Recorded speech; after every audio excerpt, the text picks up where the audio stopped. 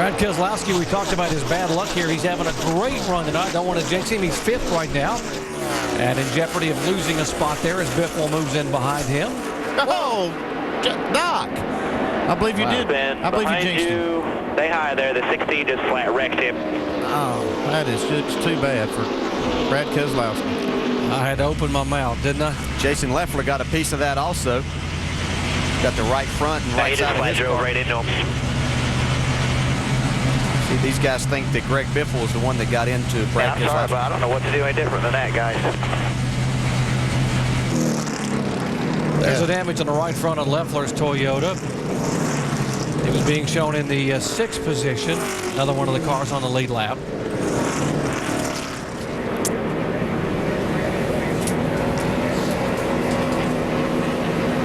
Keselowski's Chevy was up high, and it looked like Biffle was trying to make a move to the inside. Let's watch the contact.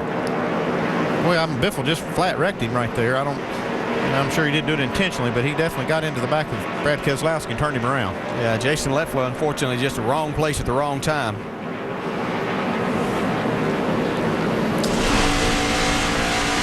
This is what Brad Keselowski felt. 16's right with you there. Stay high there. The 16 just flat wrecked him. Dang, what are you after for, man? Do nothing to him.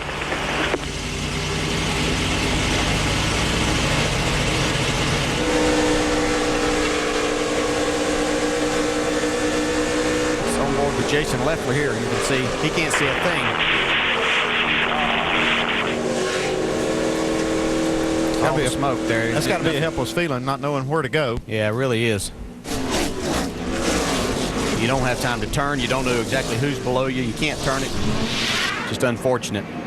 There's the damage. By the way, nice move by Stephen Wallace to get by on the inside of Leffler. Let's trying to get that car repaired and getting back on the racetrack. There is the 16 of Gregg Biffle, the 3-time winner here in NASCAR Nationwide competition at the racetrack. He's got a little damage on the front of his car. He's got a hole in the nose.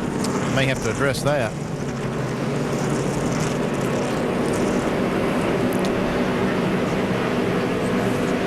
Brad Keselowski had never finished better than 32nd at this racetrack in 5 previous visits.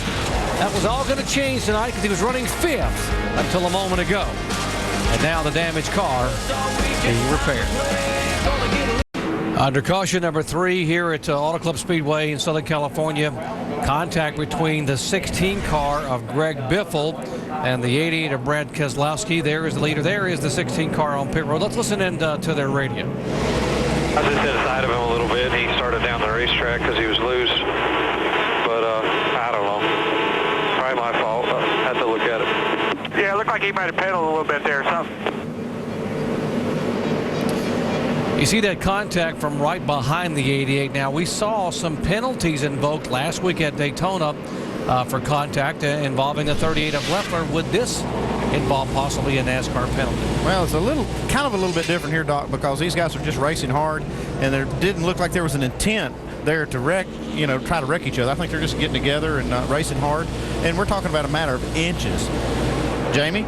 Yeah, and there's no NASCAR officials down here, so they're not looking at Gregg Biffle as being at fault. But you see, he's still in his pit box. He's pulling out now. They filled it up with fuel, 4 tires, but he did have some right front damage, pulled out the fender and put some Barabond on there, guys. He's out.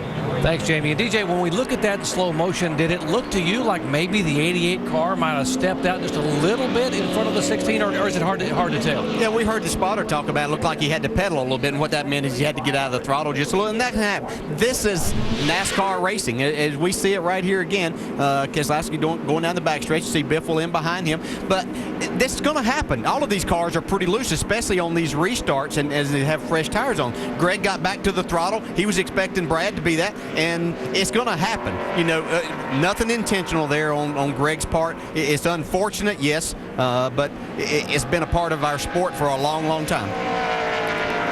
And again, for the fans wondering about penalties, the penalty NASCAR invoked last week at Daytona, when we talked to the officials in the garage here this week, they said because they thought that was intentional.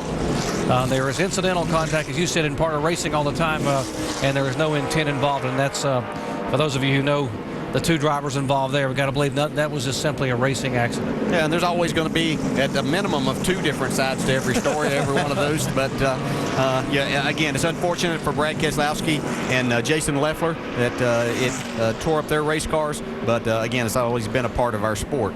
For you fans that have been watching here, watching the junior motorsports team, Brad Keselowski, by the way, back in 29th position now, showing 3 laps down.